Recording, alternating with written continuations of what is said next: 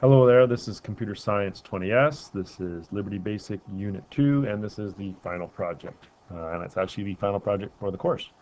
So let's go through this here, and I'll try to give you some help. So you were to create a program called High-Low that plays the game of guess a number, higher or lower, and we'll go up to 100. The program should have its own application window using the dialog window type. So in other words, it should be window-based. This window should have at least one static text control or label.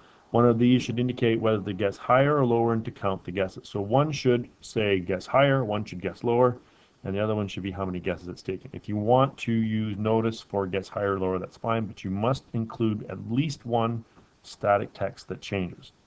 There should be a text box for entering guesses and a button labeled guess to click on to register each guess. There should also be an additional button that should be labeled About. This button should cause an About box to be displayed for the game. The About box can be a CAN dialog box, or you can construct one yourself using a modal dialog box. The program should also use a window that gets the user to enter their name. The name must be used in the program somewhere, so I want to see you using the contents feature. It should also get a bankroll amount as well. The program will let you bet on how many guesses it will take you to guess the correct number. If you guess on that many or less, you win. If not, you lose. And you can make a few small adjustments there if you want. If they guess it early, you can double their money or something like that. It's up to you. The user will be able to select if they want to play again or not. You must hand in pseudocode or at least a visual plan for the windows to prove that you've done some planning before beginning to code.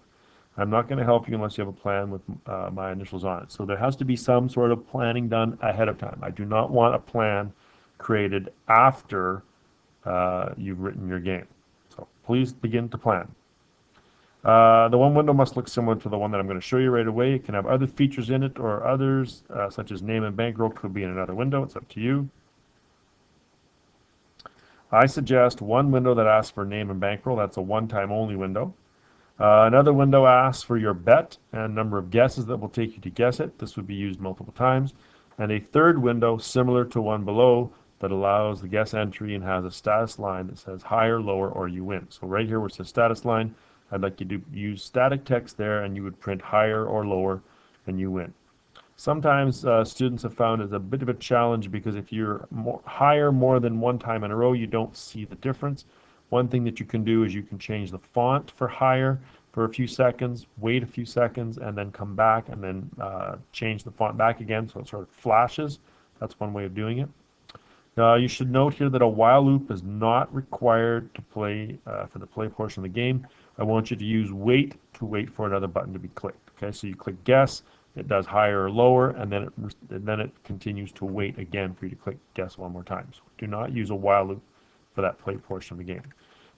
Here is the rubric right here. You can read that on your own. It's due 3:30 on the day of the final exam. Here's the basic sort of structure if you want to use this. So no main win, create code that deals with the name and bankroll window, and then wait for that. Get the name and bankroll data. That's after you clicked OK. So that would be the content stuff. Start of the game, this is going to be the bet and number of guesses window, so dealing with that. Then the actual play window, update the number of guesses, update the status line, check to see if the guess is correct. If it is, do this. If it isn't, do that. And then there should be an About window as well, and quit the game. So that's a very basic structure. There is a more detailed one if you're still struggling.